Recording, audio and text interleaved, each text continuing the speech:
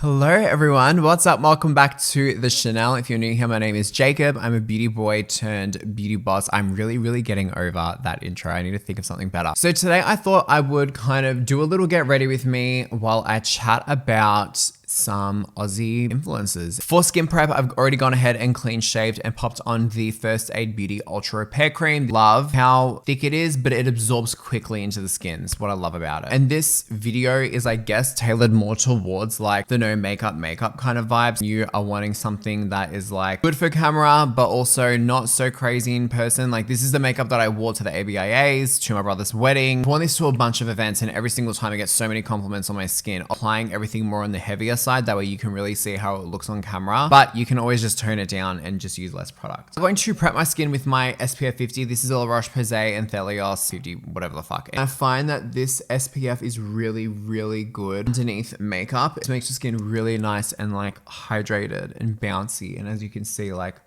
just adds such a beautiful glow. So I wear this every single day, regardless of whether I'm wearing makeup or not. Let's get into this list. Who's first? Also, I just want to preface this video by saying that a lot of these people I've known for like 10 years. I'm not here to bash anyone. I'm not here to like anyone look like an asshole if they're not. Like I have no bias. I don't give a fuck, okay? Michael Finch. Michael is one of those people that I have known. By the way, I'm using the Maybelline Superstay Skin Tint. This is not a skin tint. This is good coverage, okay? This is a very good coverage tint, and this is in the shade 30. I used to hang out with Michael when he was living here in Victoria. This was when I was like 15 years old, like 14, 15 years old. He would always come down to Melbourne, and then we would hang out. We go shopping in the city. This was before he really kind of blew up on socials, really kicked off, even during his cringy Rolls Royce phase. We still kept in contact. Last time I actually saw him and like kikied with him was at an event for Fenty Beauty. I think it was like the 1 year anniversary. A friend of mine at the time and I went to Sydney for the Fenty event, and Rihanna was there. It was crazy. Anyway, so he was there as well. He was down from Brisbane because I think he had just moved at that time. It was like no time had ever passed. Like I hadn't really spoken to him or seen him for like maybe, it was a few years, definitely. But we literally just picked up where we left off, and it was so nice. It was really nice to see that even during that era, that, you know, when I saw him at that Fenty event, it was still like the old Michael that I knew, you know what I mean? I think what he's done, his platform, by completely diversifying and like moving out of beauty completely and going headfirst into food content, is like one of the biggest flexes ever, because he has retained his following so well, and that's definitely not something you can do very easily. Concealer, I'm actually gonna go in with the e.l.f. 16-hour camo concealer. These just arrived. Pop a little bit of concealer to start with and really focus on like blending this out. Oh yeah, she's got coverage. I don't like saying I've known this person for 10, 15 years, because like I don't know them now, but I knew them 10, 15 years ago. Does that make sense? Brittany Saunders. Once again, someone that I've kind of known since I was like 15 years old. The way that Brittany is on camera and on Instagram is exactly what she's like in person. She has always been nothing but down to earth. What she has done with Fate and her business is just so inspiring to me. I saw that she just announced that she is also coming out with a book, which I just pre-ordered, and she's always been nothing but lovely to me. So I've nothing bad to say about Brittany. Next person is, all right, hey, Matt. Oh my God. Okay, so I have a confession, right? All right, so it was Mardi Gras 2020, and Matthew was the one who got me to Mardi Gras with Instagram, right? He's the one that like put my name in, hyped me up to the PR team, which I'm so grateful for. So Instagram reached out to me and they flew me out to Sydney for Mardi Gras. It was such a fun experience. It was so fucking good. I'm gonna take some of the Be Perfect Bronzer in the shade Sand. So I arrived to Sydney. Matthew was like, Jacob, like we're staying at the same hotel, like let's get ready for the parade together. And I was like, fuck yeah, like that sounds amazing. And Instagram had basically set up for like an entire Instagram had basically paid for a videographer to follow him around, follow his journey on Mardi Gras, for him to like post. I guess like I don't even know what the situation was, but I was just like, yeah, cool, like let's kiki, like let's catch up and whatever. I remember we're in the hotel room getting ready. I finished doing my little rainbow smoky eye, insert photo here, boom. And then the videographer videographer gets there, right? The only thing that I can chalk this up to was that I was just a dumbass 23-year-old, right? Because tell me why, when the videographer started filming us in the bathroom, like getting ready, like tell me why I literally had a fucking therapy session in front of Matthew and this poor videographer. It was one of those like nervous talking things. Like, you know, when like you're really nervous and all you can do is just talk. While you're talking, like, shut the fuck up, stop talking, like it's getting worse. I know that I ruined that vlog for him because it was never posted.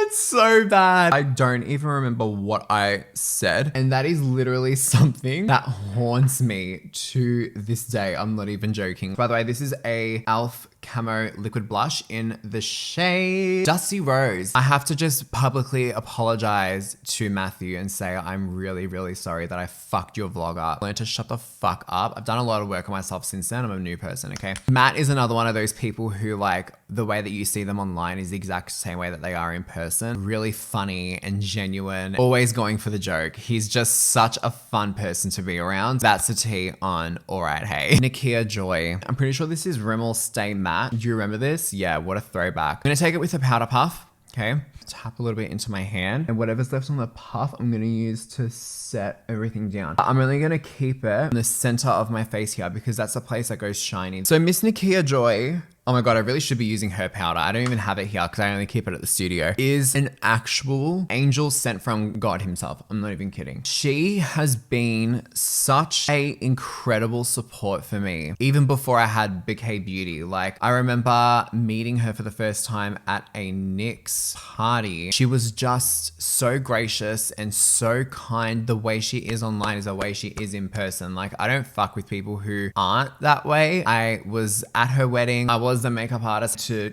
get her bridesmaids ready while she was doing her own makeup on her wedding day. Nakia and I do go way back quite some time. Probably one of the most hardworking people in this entire industry. She's so smart. If you think of it, she started on YouTube. She's still on YouTube. She built, I'm going to use the Benefit Precisely my brow pencil now, built an audience based off of her having oily skin, you know, doing all the foundation tests and all of the oily skin hack videos. She really built a name for herself by doing those videos. And then she came out with a product that supported that. Like, that is just genius. Smartest things that anyone could do, honestly. Use your audience as leverage to build a business. She is someone that I still call such a close friend, even though we don't get to see each other a whole lot. Every time we catch up, it's like no time has passed. It's just the best. She's one of those people that never gatekeeps anything. Other brow, let's talk. Oh my God, Kat and Haley.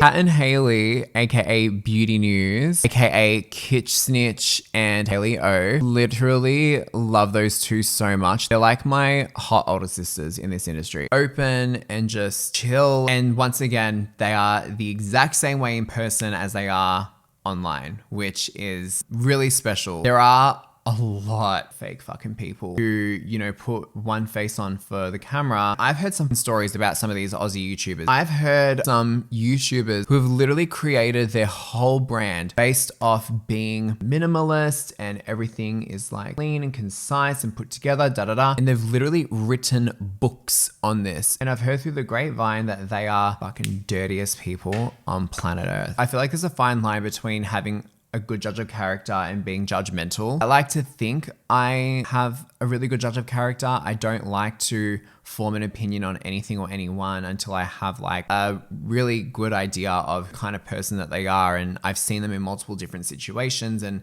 you know, that kind of thing. But Kat and Haley are just those people. What you see is what you get. I love that so much. The next few people that I mentioned, all kind of like in the same. Ken Dennis, we've got Carla Racuzo, Rowie Singh, Janelle Han, all people that are absolutely beautiful people. Absolutely beautiful people. Rowie is such a sweetheart and he's so creative beyond my mind. Ken was one of my first friends in this industry. There is a collab video somewhere on YouTube of us two. I know when it was posted. It was probably like in 2018, 2019 that we posted it. Oh, it would have been earlier, maybe like 2017. Next person I wanted to chat about is Nadia Perry. Such a girl's girl. She's such a girl's girl. That's the best way to put it. She'll tell you if you have lipstick on your teeth and your tits are half hanging out, make sure that you have at least 25 options for the grid photo for your Instagram. She is a girl's girl through and through. I love her so much. I think she's such a breath of fresh air. And I met Nadia when I was doing the Face Awards, both in the top 6 together. She is just incredible. Guys, follow her on Instagram. Would have seen everything that she's been through over the last 5 years, but especially over the last few weeks, which is so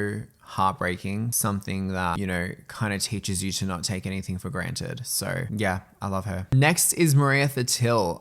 Once again, another person who I think is one of the most hardworking people that I've met. Hustle isn't even the word. She's one of those people, she doesn't wait for opportunity, she creates opportunity. We were in a cab together like years ago going to Meccaland when Meccaland was doing their thing. I don't know if they're still doing Meccaland. I don't think they are. I was blown away because she had like 3 outfit changes. She was doing some work with Mecca Max and she was doing some work with Hourglass or something like that. And she had like 4 different outfits to change into. She wanted to get shots of this, and this in front of this activation, in front of this activation. Each outfit a different one, different hair, different makeup. So it's no surprise to me that she has had so much success in the media field here in Australia. Like, it's so inspiring. You can tell she's one of these people who have done a lot of work on themselves and isn't just someone who just fell upon the influencer scene. I feel like she's been very strategic, but she stands for a purpose and she stands for a message, and it's so inspiring. It's so inspiring. She's one of those people that you look at and you're like, she's definitely here for a greater good. And the last person that I have written here is Miss Christina Sakalias. Once again, I met Christina for the Face Award. She was a judge. Firstly,